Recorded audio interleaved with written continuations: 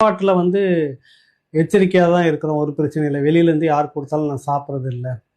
அப்புறம் எனக்கு வரக்கூடிய என்னை சுற்றி இருக்கக்கூடிய நண்பர்கள்லாம் என்னை நல்லபடியாக பார்த்துக்கிறாங்க. ரொம்ப அதிமுக்கியத்துவம் வாய்ந்த கைதிகள்லாம் உள்ள பார்க்க முடியுதா இருக்குதுண்ணே அப்படின்னு பேசிக்கிட்டு இருந்தார்.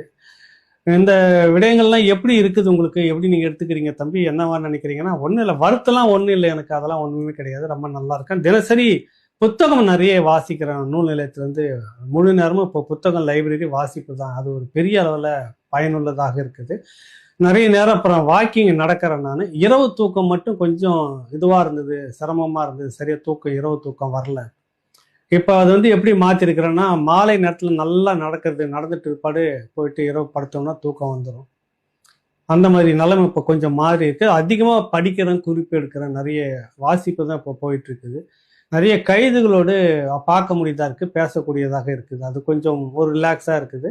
வித்தியாசம் என்னன்னா, அது உள்ளே இருக்கிறோம் அப்படின்றது மட்டும்தான் இருக்குது வழி, மற்றபடி ஒரு வித்தியாசமும் தெரியல. நார்மல், எல்லோரும் போல நாமளும் இருக்கிறோம் அப்படின்னு நிறைய அனுபவங்களை இப்போ நான் உள்ள இருந்து கற்றுக்கிட்டு இருக்கிறேன். அடுத்தது வெளியில் வந்தால் எப்படி வந்து செயல்படணும், எப்படி கட்டமைப்பை கொண்டுட்டு போகணும், அடுத்தது என்ன செய்யணும் அப்படின்றத பற்றி பேசிகிட்டு இருப்பாங்க.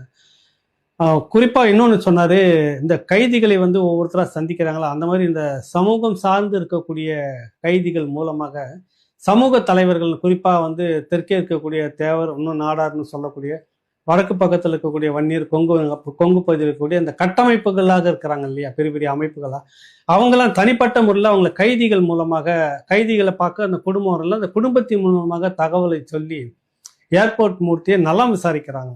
ஒன்றும் கவலைப்படாமல் இருக்க சொல்லுங்க அப்படின்னு இது வரைக்கும் ஒரு 6-7 பிற சாதி கட்டமைப்புகள் வந்து நம்மளை வந்து ஏற்கிறாங்க. நம்மளை வந்து நலம் விசாரிக்கிறீங்கன்னா ஒன்றும் கவலைப்படாதீங்க, நல்லபடியாக இருந்துட்டு வாங்க, விரைவில் எடுக்க வாங்க அப்படின்னு சொல்லியிருக்கிறதா வந்து பேசினார். அந்த விஷயத்த கொஞ்சம் தெளிவாக பேசிக்கிட்டு இருந்தார். இது வரைக்கும் நம்ம வந்து பிற சமூகத்தில் நம்ம வந்து பகையாக இல்லாமல் நட்பு ரீதியாக தான் எல்லா விஷயத்தையும் பேசி முடிக்கணுன்றத ஒரு முடிவு எடுத்து தான் அந்த களத்துக்குள்ளே இறங்கணும். அதுக்குள்ளே பரவலாக நிகழ்ச்சியை நடத்த முடியல, முடக்கிட்டாங்க. இருந்தாலும் அதனுடைய ரிசல்ட் வந்து நமக்கு தெரிஞ்சது. உள்ளார நிறைய பேர் வந்துட்டு உங்களுக்கு என்ன வேணும்னா என்ன வேணாலும் சொல்லுங்கள், நான் வந்து செய்கிறோம், வாங்கித்தரோம், அப்படி இப்படின்றதெல்லாம் சொல்ல வராங்க.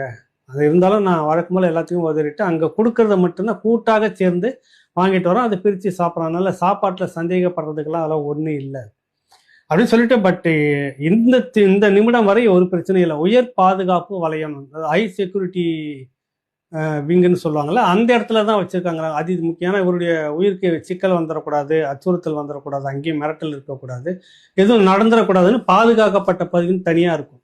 அங்கே ரொம்ப முக்கியமான சில கைதிகள்லாம் இருப்பாங்களா, அந்த பகுதிகளில் வந்து இவரை வச்சுருக்காங்க. அதனால எனக்கு ஒன்றும் பிரச்சனை இல்லை, நார்மலாக தான் இருக்கிறேன். இது வரைக்கும் ஒரு பிரச்சனை இல்லை. பட் எது நடந்தாலும் சரி